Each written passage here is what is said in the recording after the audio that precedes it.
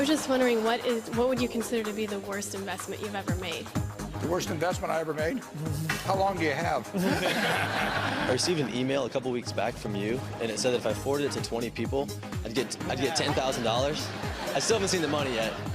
My favorite was they offered to cover my legal costs for just $1 a month. What do you think are some of the most important or most challenging societal issues that we face? I think the issues of equity. We got lucky tickets in life. We got a ticket that said American. We got a ticket that said intelligent. What is the best piece of advice you've ever been given? What did I tell you that impressed you the most? The world's richest billionaires, Warren Buffett and Bill Gates, give students advice on how to get a job, how to find success, and how to help change the world. Coming next on Buffett and Gates Go Back to School.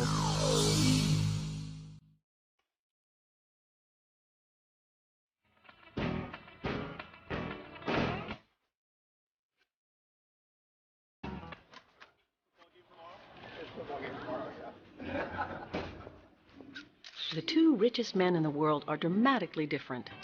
Warren Buffett earned his $41 billion the old-fashioned way, by investing in solid old-line companies that sell basic products: insurance, soft drinks, home improvement, and shoes. Bill Gates is the modern genius who earned his $50 billion by creating the world's largest software company, Microsoft. His innovative products include Windows, Office, and Xbox 360.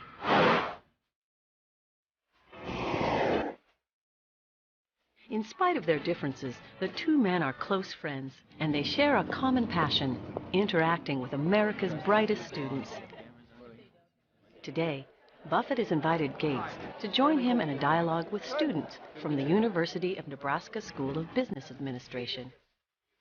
Buffett earned his bachelor's degree here in 1950. There was a girl I had a big crush on, and she was paying no attention to me. She was going with some guy that played the ukulele, and I thought it must be because of the ukulele, so I got a ukulele, learned to play it, and she still ignored me. Both men relish the opportunity to engage in spirited discussion with members of the next generation of business leaders. The one condition they placed on this event is that no faculty, staff, parents, or reporters will be allowed to talk. Only students will ask the questions. We're all pretty excited just to have the opportunity to meet with the two richest people in the world. There's a lot of questions. I've been waiting for this all week. I'm feeling pumped. I'm excited to see these people. Got it? Terrific. Well, this will be great. Please give a warm University of Nebraska Lincoln College of Business Administration welcome to Warren Buffett and Bill Gates. As the men take their seats, students selected by the faculty of the business college are ready with questions that have not been shared with either Buffett or Gates. The students end with one of the most difficult questions facing business today. Hello. Hi. My name's Kim Martin. I'm a senior finance major here at the university. My question is, how do you instill ethical leadership throughout your organization? And to begin with, how do you know that the management one level below you is making decisions that would parallel your own? We have all the money we need. You know, we'd like to have more, but we can afford to lose money. But we can't afford to lose reputation, not a shred of reputation. And therefore, I ask the managers, I ask them to judge every action they take, not just by legal standards, although obviously that's the first test, but also by the test, what I call the newspaper test. How would they feel about any given action if they knew it was to be written up the next day in their local paper, to be read by their family, by their friends, by their neighbors, written by a smart but kind of unfriendly reporter. And if it passes that test, it's okay. And I tell them if anything is close to the lines, it's out. And they can always call me if they wanted to check something. But if they call me, there's something wrong with it probably anyway. So, and that's about it. In Microsoft's case, our top management team, the majority of them joined us as right after whatever degree they got, if any. Now, our business in many ways is kind of simple. It's about writing great software. We sit down every year to go through the various things that people have to be careful about. We have products that have high market share. We do business all over the world. So there's some particular dictates, how you work with suppliers, gifts they might come forward with. But it's mainly the seeing these people in action that make us confident about their behavior. I should mention that I am the only college grad up here. I mean, yeah, I'll be taking my Harvard shirt off pretty soon because I didn't complete the whole course, so I didn't think I should leave it on the whole time. Well, they don't allow you to wear it more than half the day, as I understand it, actually. Hi, I'm Tara Steinbach. I'm also a senior finance major at the university. And this is for Mr. Gates. Since you joined the board at Berkshire Hathaway, have you considered possibly taking over for Mr. Buffett when he retires? I'm going to take notes on this one, if you don't mind. Yeah, this being on the Berkshire board is a real honor for me. And I just joined the board last December. I have to say it's not very remunerative. I couldn't even make the flight out here on my Berkshire director's fee. I didn't hear that part. But Berkshire's been organized in a very unique way, and of course very different from my business experience, which is all really related to software and what goes on there. So I'm looking forward to being a good advisor, making sure that Berkshire's grooming people for whatever succession eventually has to take place. But it won't be me. Berkshire's got a lot of great people, and they understand the unique system there, and will step up to it. We pay our board, our directors, $900 a year, and I really would like to pay them more, but Bill's so far ahead of me on that Forbes list already. I don't want to give him any ammunition. And seriously, we're very, very lucky. I mean, there are people that would pay anything to have Bill on their board, and it's a real act of friendship that he has come on the Berkshire board. It takes a lot of time. If the rewards are there, they're only psychic, but to have him there, you know, with the small difference in our ages, makes me feel very good. I'm the older, actually. I just explained it. It makes me feel very good to know that I've got people of both of the quality and the experience and everything else to make that decision when I'm not there the next morning. So I'm very grateful. Okay, thank you. Here it comes. Yeah. He's got it. Bring out his high school.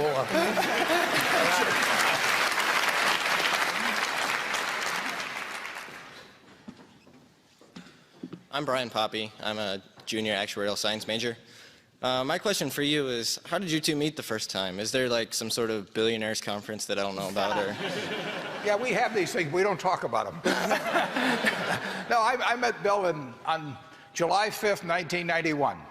And I was out in Washington as a guest of a friend of mine who was an editorial page editor of the Washington Post, and she knew Bill's parents and said, we're going down to this place on the Hood Canal to meet the senior Gateses, and Bill may show up, and I'll let Bill take it from there.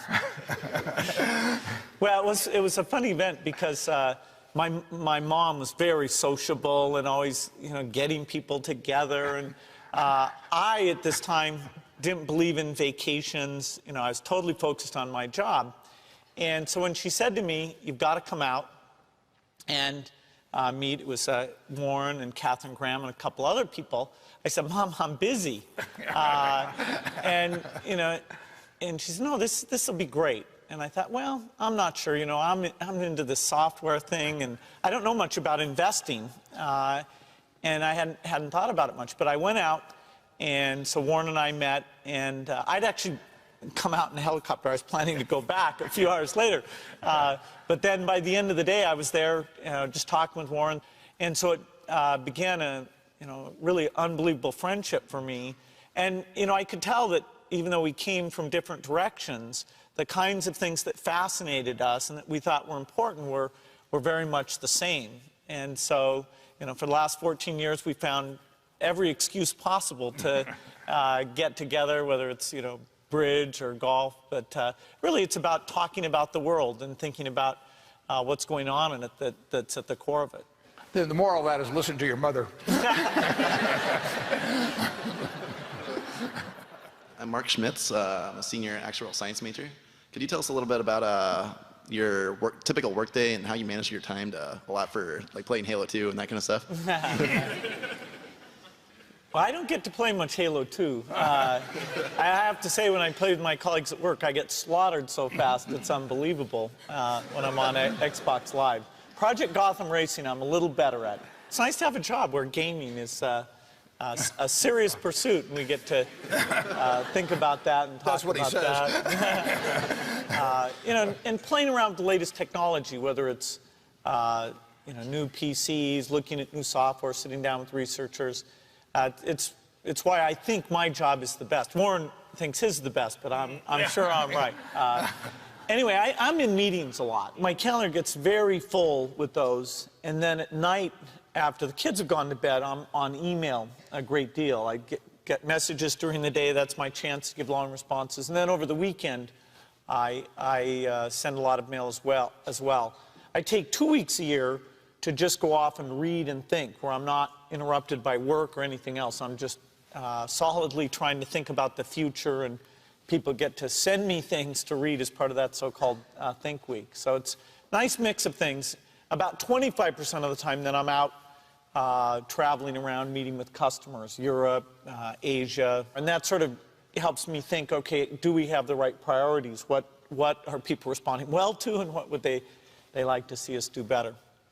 I'm on Think Week about 50 weeks a year. I work about 2. And you'd be surprised at my days. I mean, they're very unstructured,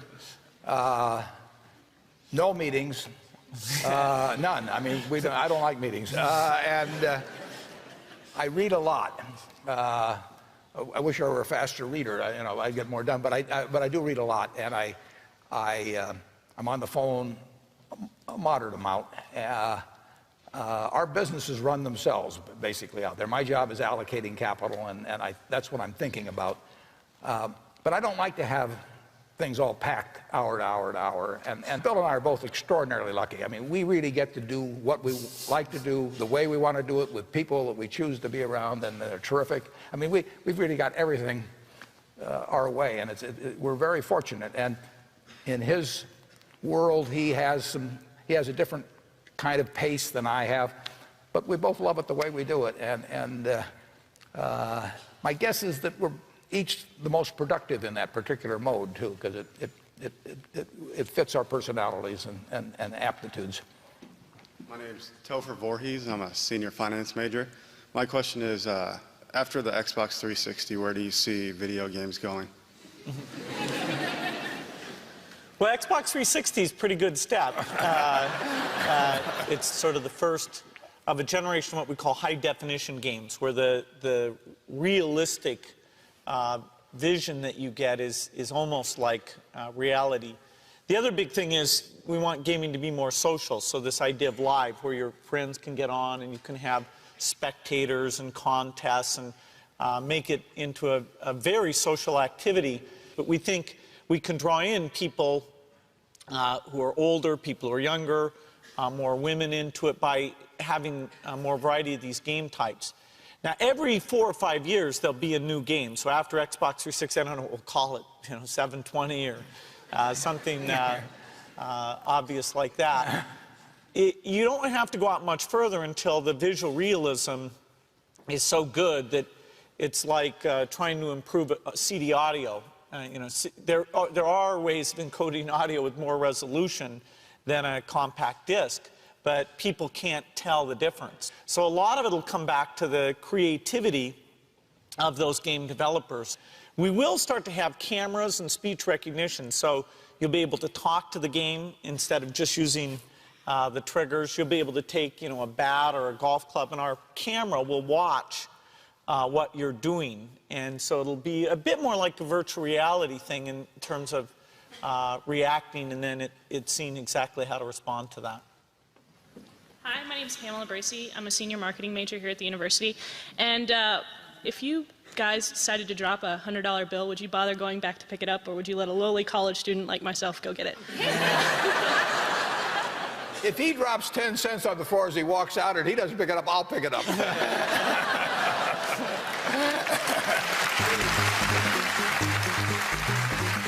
Next, Warren Buffett and Bill Gates give world-class advice to the students about good habits, making mistakes, and keeping their inner scorecard in check. Hi, my name is Nicole Brockhoft, and I am a senior business administration major here at the university. And I was just wondering, what is the best piece of advice you've ever been given, and how has it impacted your personal or professional lives? What did I tell you that impressed you the most? Actually, I can answer that. When first I met Warren, we were talking about getting together and doing something again, and he pulled out his calendar, and the pages were so blank. And I said, wow, you know, you've managed to avoid getting tied into a lot of kind of meaningless activity. And you know, Warren said, yeah, you have to be good at saying no and picking the things that really make a difference. And that's one of many things I've learned from Warren, but that's one of my favorites, and so I can blame it on him whenever I'm turning things down. Yeah, well, I told him that was it. The truth is I don't get invited anyplace. I think that, you know, I got an awful lot of good advice from my dad, and he didn't lay it on me. I mean, he just, you know, you picked it up from him, but there was never any of this, you know, do this, do that type of thing at all. But I think he really taught me that it's more important in terms of what's on your inner scorecard than your outer scorecard. I mean, some people get in a position where they're thinking all of the time of what the world's going to think of this or that instead of what they themselves think about. And if your inner scorecard, if you're comfortable with that, I think you're gonna have a pretty happy life. And I think the people that strive too much for the outer scorecard sometimes find that it's a little hollow when they get all through. I'm Mary Reiser. I'm an accounting major. I'd like to know, we all consider you to be the financial business experts, and we look to you and follow your lead. But when you need advice and feedback about an idea or decision, I'd like to know, who do you go to? Well, usually I look in the mirror. To be perfectly honest.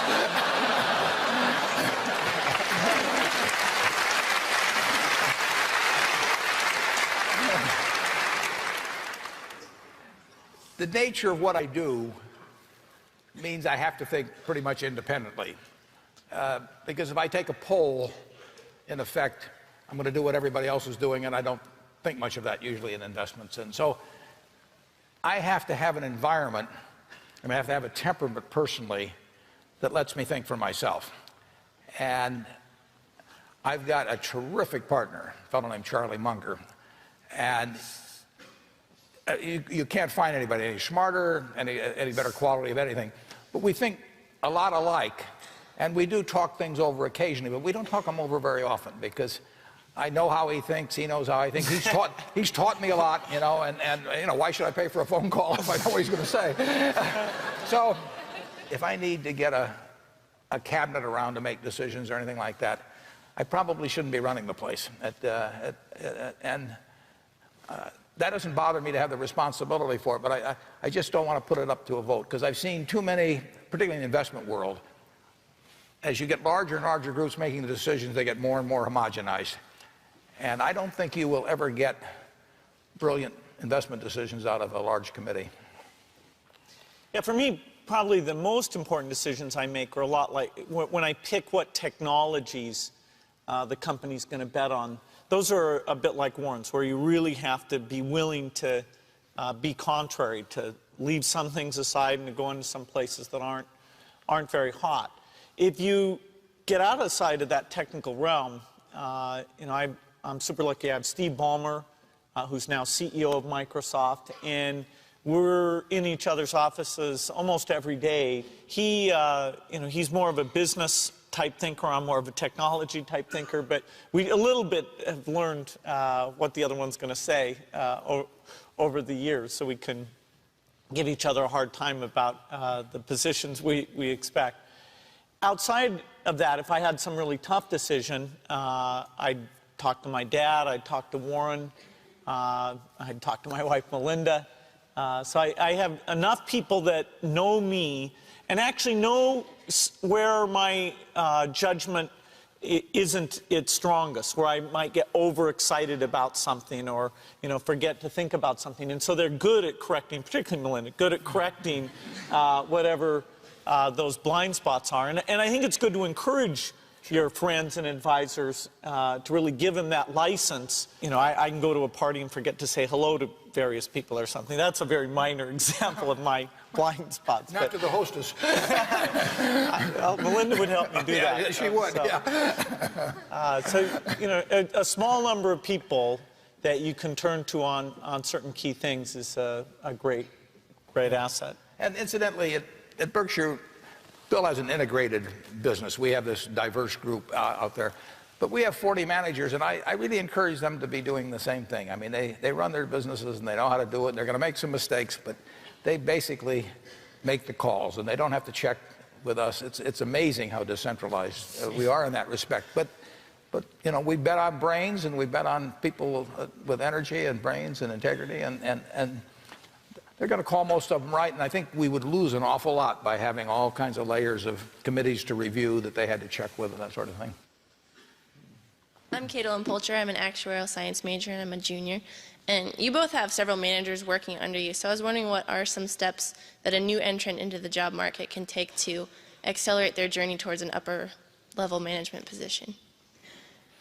Yeah, well, one thing I will tell you that I didn't realize when I was getting out of school is how much the unusual person will jump out at you. I mean, and it isn't because they got 200 IQs or anything like that. It's really because of just how they behave, what they bring, the energy they bring, the commitment they bring, the quality of how they do things, how they treat the people around them, all kinds of things. But you will jump out much more than you might anticipate.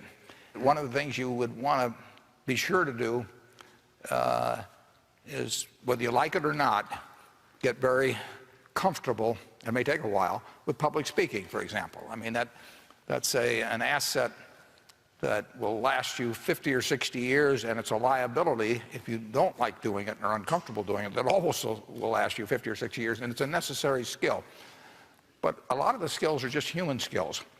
If you get the best out of people around you, that's a rare talent, and it doesn't correlate with IQ. It correlates with an attitude and toward the world and toward other people. And it's a talent that if you work at early and you're really conscious about it, you don't have to show up other people. You don't have to be smarter than they are or anything else. You want to bring out the best in them. It will pay huge dividends. Certainly in the business Microsoft is in, the opportunity of an employee after they've been with the company, even say 3 years, people can start to rise. They can rise because they're good at strategy, and that's mostly writing things. They can rise because they're leaders of people. They can rise because they're an individual contributor. And we try to have career paths that are good for each of those things. The ideal person, to be frank, is somebody who's good at all three of those things. And as you get high up in the organization, the jobs really demand great individual thinking skills, being great with people and great with strategy. It's always stunning to me, given how many smart people there are, and in these individual buckets, there are quite a few people. But when you want that combination, it's rare. And I don't know why it is. It's possibly, if you're a good individual contributor, that you're given so much slack that you're never encouraged to reach out to other people and get their ideas. But the people who have that right combination, or if they're not good at one of those things, they partner up with someone and draw that missing piece out. Those are very rare. So whenever we're looking at top spots, if we could find more people like that, it'd be a fantastic thing. My name is Ryan Menlick. I'm from Omaha, Nebraska. I'm a senior accounting major. And my question, Mr. Gates, is I received an email a couple weeks back from you, and it said that if I forwarded it to 20 people, I'd get $10,000. I still haven't seen the money yet. How do you think you got to be #1 on that list? Yeah, I get a lot of that spam email myself. My favorite was they offered to cover my legal costs for just $1 a month. So I'm trying to track those people down. No, but in all seriousness, when you were just beginning your career, what sort of things do you think made a big impact in your success? What habits did you develop, and kind of what sort of things could you pass on to us as younger people? I had one habit that I developed when I was at college that was actually a very bad habit, which was I like to show people that I didn't do any work and that I didn't go to classes and I didn't care. And then at the very last minute, like 2 days before the test, I'd get serious about it. And people thought that was funny. You know, that was my positioning, the guy who did nothing until the last minute. Then when I went into business, that was a really bad habit. And it took me a couple of years to get over that. Nobody praised me because I would do things at the last minute, and I tried to reverse to students I'd actually I didn't think that highly of, who were always organized and had things done on time.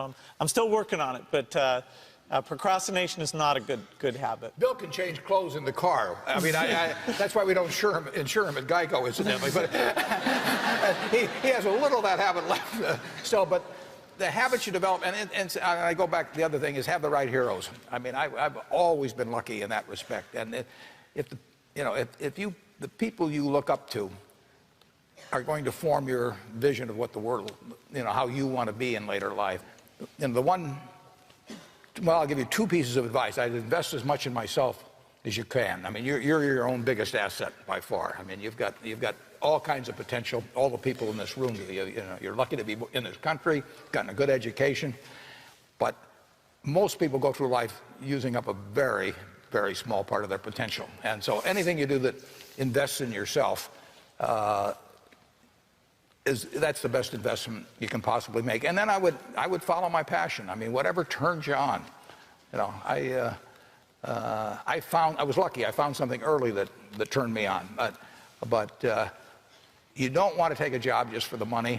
You don't want to take a job for an organization that you really don't feel good about, or work for people that you don't feel good about. You really want to be excited when you get out of bed every morning. And it won't necessarily be the job that you have 10 years later, but you'll be learning so much as you go along. And I took a job with Ben Graham, my hero, and I never asked the salary, and I found at the end of the month when I got my first paycheck what I was earning, because I just knew it was the right thing to be doing. So I would follow your passion.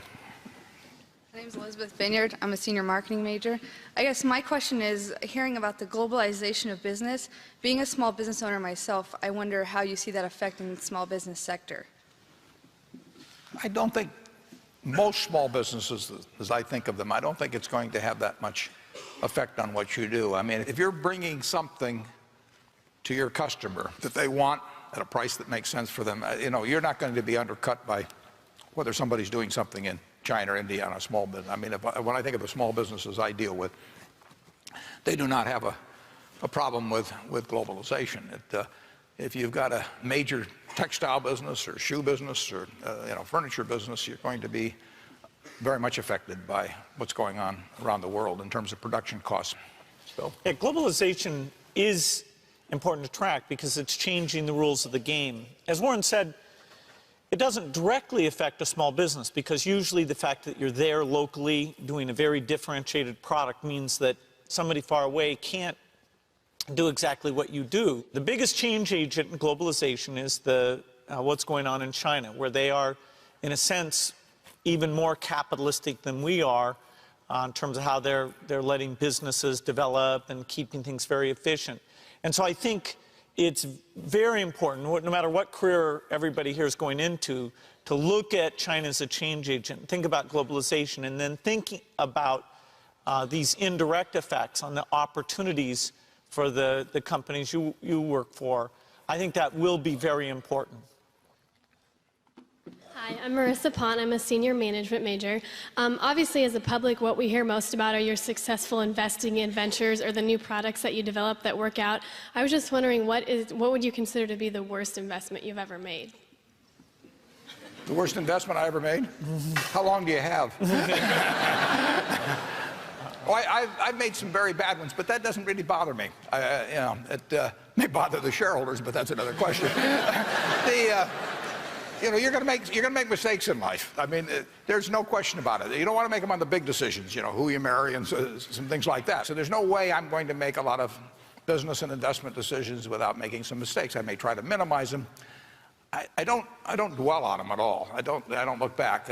The biggest mistakes are the ones that actually don't show up. They're the mistakes of omission rather than commission. We've never lost that much money on any one investment. But it's the things that I knew enough to do that I didn't do. We have missed profits of as much as, maybe $10 billion in things that I knew enough to do and I didn't do. Now, the fact I didn't buy Microsoft way back is not a foregone opportunity because I didn't know enough to make that decision.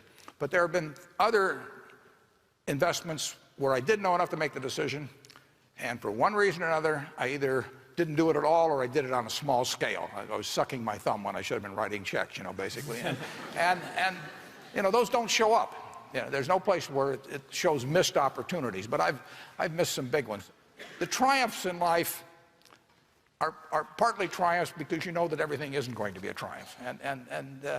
I would never get too hung up on mistakes. I know a lot of people that really agonize over them, and it just isn't worth it. I mean, tomorrow's another day, and you live it forward and just go on to the next thing. I think in Microsoft's case, the biggest mistake is where we miss something that's coming along is going to be huge. And for us, if we get in too early, like the idea of delivering TV over the internet, IPTV, we got in probably 5 years before we needed to. It's just now starting to happen. I don't feel bad about that at all. There's a few things like understanding direction, say the internet search would go, where we go, ooh, we're playing a tiny bit of catch up on that. Let's work some overtime on this little problem here. People are kind of underestimating our ability to move to the front of the pack there. And we've had that in many cases. We had that when the internet came along and became this big phenomena that we needed to really push the company into that. We had that when IBM broke off its relationship with us and went into competition with us. That was a very big challenge. But we don't want to have anything that comes along, some breakthrough in terms of how software is done, that we haven't gotten the best people in and are putting that together with the work we're doing. So it'd be missing something like that'd be our worst mistake. Hi, my name is Morel Wax, and I'm a freshman international business major. How much money, as you guys being both billionaires, do you guys carry in your wallet at any given time? How much we got in our wallet? Well, I can answer that because we're going to go to this evening we're going to get in a poker game. Okay. And it's a $500 buy-in. And so I made very sure that I had at least $500 in my wallet. And I have a little more than that, but I don't carry around a lot of money. Bill? No, actually, a lot of times, it's weird, I don't carry a wallet at all. What I do carry is bridge problems, so that if I get in a line or things are slow, or even when I'm driving, I like to have something mental to work on. He better have $500 tonight, though. Yeah.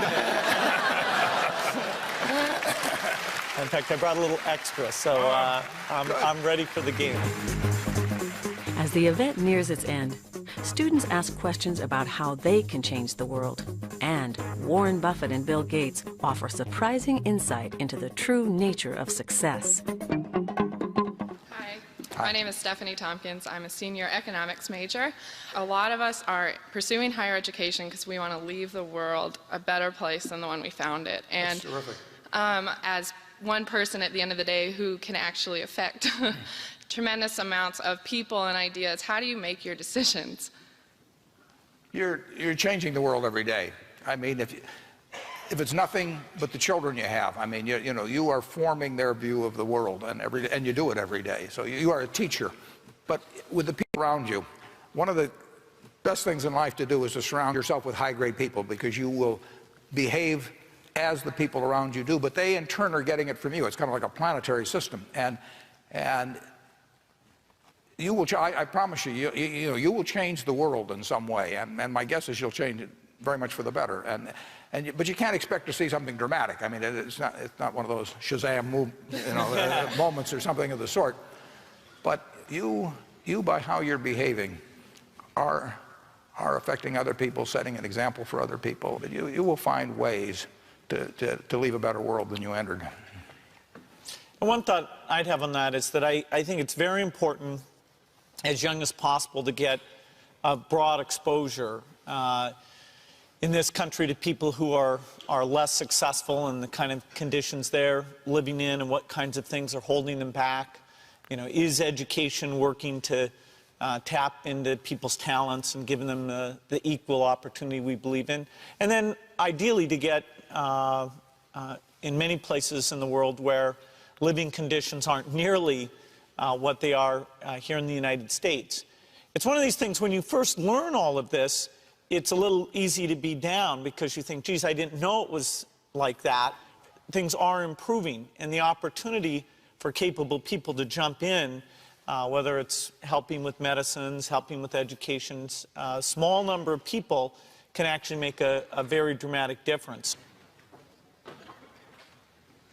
Hello, I'm Daniel DiLoretto from Reno, Nevada. My question is, our society, or our generation, Generation Y, we face a lot of issues. What do you think are some of the most important or most challenging societal issues that we face, and what can we do as future leaders to ensure that we create a better society in the future? I think the issues of equity that we have, whether it's between countries or even within our country, are pretty serious issues. And if you get too far out of whack on that, then you get a divide and you don't get the fluidity and the sense of opportunity that this country has stood for. So I think we really got to renew our commitment to the ideals around equality, and I think there's a lot of actions that suggests we should be taking to invest in the long term that certainly at this stage we're not taking right now. I can't say it better than Bill, but we got lucky tickets in life. I mean, we got a ticket that said American, we got a ticket that said intelligent, we got a ticket, that said this time rather than 200 years ago when the same talents would not have produced much. So we got a very lucky ticket in life. A lot of people don't get lucky tickets. We were over in China together 10 years ago, and we saw some people that wouldn't make any difference what their brain power was or anything else. They weren't going to have a chance, at least for a long, long time. I think we've got to do a much better job of not only taking care of the people that get the bad tickets in this country, but in doing what Bill and Melinda have done, which is going around the world and helping those people have things that we regard as absolute, givens in our society. I mean, Bill has taken vaccines to people around the world that die at very young ages and families that get destroyed and all kinds of things for things that we could do something about. Those are the things that we should be working on in your generation. Hello, I'm Jared Carlson, senior management major.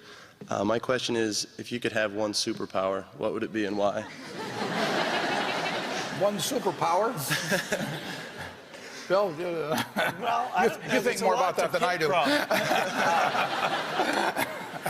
don't know, extending one's lifetime would be a reasonable thing. Yeah, I'll take notes if you have anything to say on that. I don't think being able to get rid of competitors, that wouldn't be much fun. That'd be like hitting a hole-in-one all the time. Being able to read super fast, that'd be nice. That'd be huge. That'd be huge. Well, Bill can read. So I mean, he reads about 3 times as fast. And just think of, I mean, I probably wasted 10 years reading slowly. But,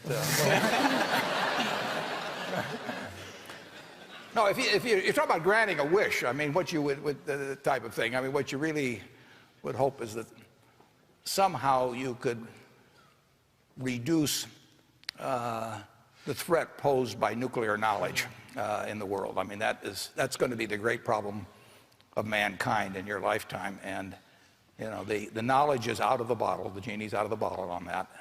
And you have a lot of evil people in the world. And then the question is, how do you prevent intent of evil people coupled with knowledge, which has now gotten more widespread, to interact in a way where huge amounts of damage are done to people throughout the world? And I think that's the most intelligent thing to work on philanthropically, for example, but I don't know how to do it very well.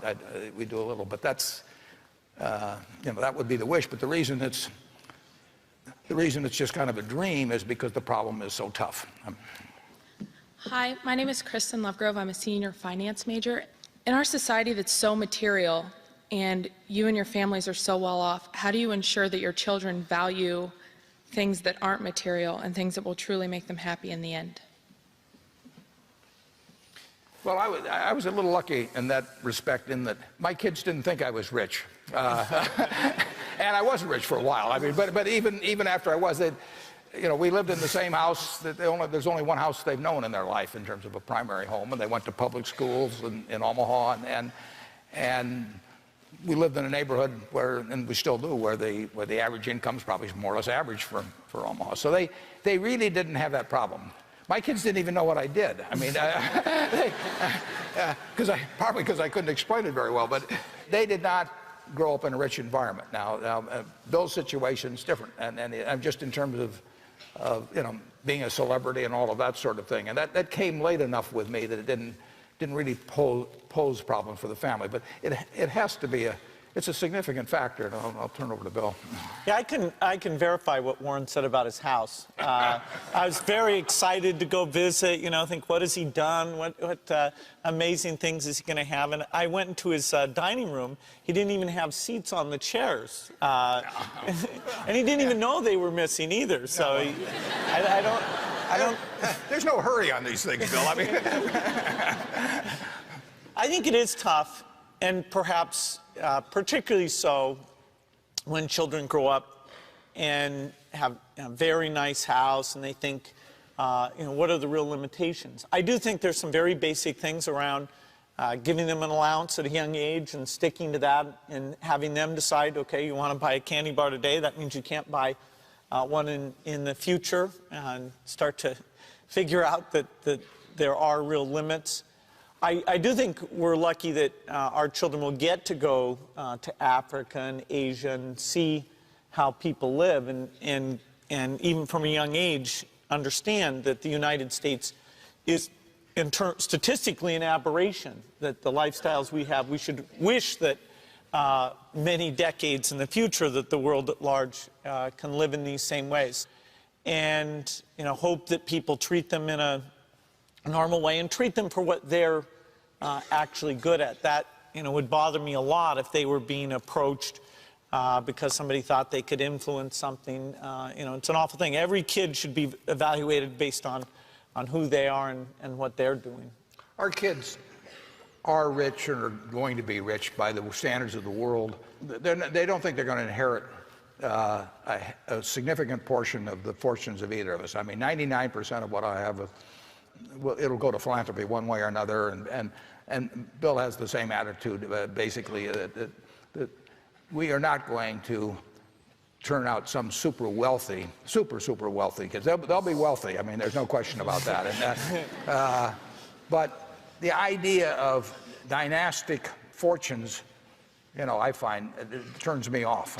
I don't think it's what America's about. I don't think, if you talk about equality of opportunity in this country and really having everybody with talents having a fair shot at getting the brass ring and all of that, the idea that you hand huge positions in society on simply because someone came from the right womb, I find that, I just think it's almost un-American.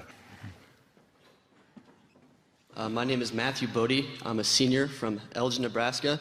Several Eastern European countries have successfully enacted a flat income tax, and now there is growing pressure in Western Europe to do the same.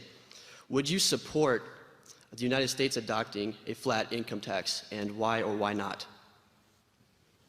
Well, I wouldn't support it. You'd be amazed how flat it is already. If you look at both the payroll tax, which is over 12% now, and that applies on the first $80,000 or $90,000 of income. So Bill and I pay practically none of that in relation to our income. The people that work for us, it's a big, big tax. So if you take the tax that my assistant or anybody in our office pays, they've got 12% on that first $80,000 or $90,000, and then they have the income tax. And their tax rate literally, in many cases, is not, well, it's the same and maybe even higher than my own tax rate since they cut the rate on capital gains to 15% and dividends to 15%. So what has gone on in this country in the last, well, in very recent years is a huge benefit to the very rich and not that much relief to people down below. And people, when you read about tax rates, they usually leave out the payroll tax, and they don't refer to this 12 and a fraction percent. So we have come, in my view, to a taxation system that's much too flat in this country, and frankly, I think that Bill and I should have a higher tax rate on the income we get. We pay a lot of taxes, but it's really at a very low rate, and it's a rate that's less than half the tax rate that I was paying 25 years ago when I was making a lot less money. They have really taken care of the rich. Yeah, I go along with that wholeheartedly. I think we probably need a more progressive system as we look to balance the budget, that at some point I think people recognize that needs to be done. Probably one of the ways that'll be done is that the rich should bear a somewhat higher proportion of the burden than they do today. Very large fortunes never go through an income tax. Maybe it's a little ironic, but both Warren and I would say things in several aspects of the tax system should be more progressive. I could spend the rest of my life, and I could have done this 20 years ago, and actually pay no federal income tax, because I could have taken my Berkshire Hathaway stock, borrowed some money against it every year to live on, and when I died, then the estate would pay off the debt on it. But I could have gone through my life, a good bit of my life, without paying any income tax whatsoever. And I frankly think it's very unfair. Hi, my name is Dan Senft. I'm a senior finance major. My question is, the Forbes 400 puts your collective net worth at $91 billion. By comparison, that figure exceeds the combined gross domestic product of the bottom 70 nations in the world. How do you feel that your immense wealth contributes to the balance of global prosperity? Yeah, well, the wealth, in effect, is a bunch of, the prosperity comes about through the products that Microsoft turns out. They're changing the lives of millions and millions of people. In the process, you get these eventual claim checks on society's output. These little pieces of paper that I've got in a vault called stock certificates, can be turned in at some point to get goods and services of one sort or another. Basically, the money is going to go in a way that we think will have the most impact, beneficial impact on society, viewed on a global basis, not just on a national or regional basis. It will go, we hope, as intelligently as we can make it go, to change the lives of people all over the world. Now, there's two factors that enter into it. That's the amount you leave or put into charity, and then how efficiently you do it. Bill and Melinda, in my view, they run the largest one, but I would say they also, certainly among all the big ones or anybody that I know about, they run the most efficient one. They have literally said to themselves, how do we use this money to change in a major way for the better the lives of the most people in the world? What could be more rational? So they've combined what I would call head and heart with huge sums of money, and no one's gotten a result, in my view, like they have. Yeah, I think the key point here is that owning, Warren owns a big piece of Berkshire, I own still a measurable piece of Microsoft. That's not consumption. What the limited resources of society you hit those limits as you consume. And so somebody who makes, say, 50 million and chooses to, just build mansions and have things happen for them, they are diverting resources in their direction instead of those resources being used, say, to help out people who are less successful. And so, in fact, if you can accumulate some of society's wealth through luck and skill and then make sure it's used on behalf, that the consumption overwhelmingly goes to the less fortunate, it's a little bit like Robin Hood. You're recycling wealth from that top part back, and it's incumbent on the people, the higher up that list you are, the more, in a sense, there's a responsibility to put not only the wealth but your brain power into those activities. I am Allison Mack, a senior marketing major. As college students, we're constantly thinking and planning towards the future. Where do you personally envision yourself to be in 10 years? I'm glad you didn't ask my doctor. If I'm in decent health, I'll be doing exactly what I'm doing now because I'm doing what I love now. I mean, if I could do almost anything that doesn't require any athletic or mental ability. What do I choose to do? I choose to jump out of bed every morning and run down and work at Berkshire Hathaway, and I don't see anything that changes that. I'm doing what I love, and you know, health will determine how long I can keep doing it. But I've told my children that when I start going gaga and, you know, spend my time spinning yo-yos and things like that, that they're to come to me and tell me that it's time to step down. But I've told them they better all come as a group, because if just one comes, I'm going to take them out of the will.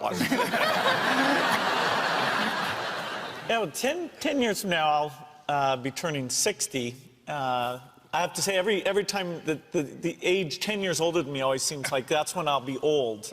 When I was 40, I thought 50 would be that mark. Now that I'm very close to that, I think, no, that's not being old. You know, my life's work in terms of creating a company is certainly around Microsoft. Over the next 10 years, my balance between the time I spend on philanthropic things versus my full-time job will switch somewhat in the favor of doing philanthropy, spending more time on that. It does mean I need to get one of the great young people at Microsoft to sort of get on the hot seat of setting the product strategy, which is a great part of my job. I love my job. It's an amazing job. You know, I'll always be able to have some mix of Microsoft and then a bit more philanthropy.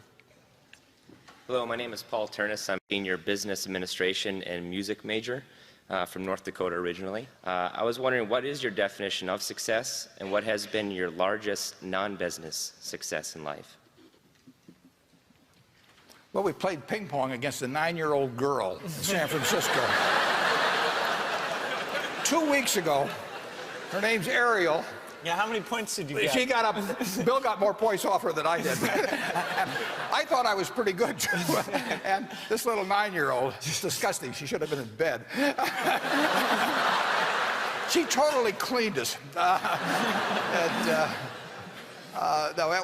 that was a little humiliating.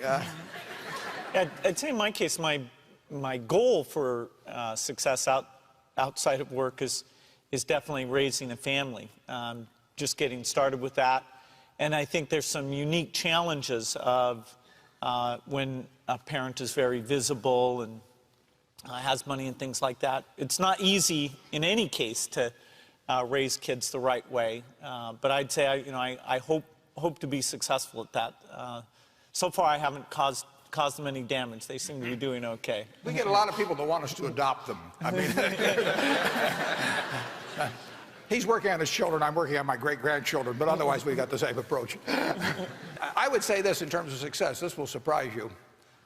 But I would say I've never known anybody that got to my age or close to my age that had lots of people that loved them that felt anything other than a success. I mean, you have lived a successful life if, as you get older, the people that you hope love you do. And that includes your family, your business associates, all kinds of people. And the converse of that is that I know people enormously wealthy, you know, they get schools named after them, and they get dinners in their honor, all that sort of thing. And the truth is that nobody thinks a thing of them. And I have to believe they know that, and that everything gets quite hollow in their life at that point. And they've got all these markers, and there's people on the Forbes 400, you know, that are in that category. And I won't name names. But it's, I can't think of anyone I've known, and I've known some, you know, a lot of people by this point in my life. I've seen them in very ordinary jobs, all kinds of situations. If the people around them love them, they feel very successful. Thank both of you so much. We appreciate you coming. With the final question of the evening answered, Warren Buffett and Bill Gates prepare to leave the stage. but not before shaking hands with all of the students who took part in the event. Thank you for the opportunity. Okay, thank you. Yeah, okay, you're terrific. Look good. You're all Okay, dressed up thanks for today. coming.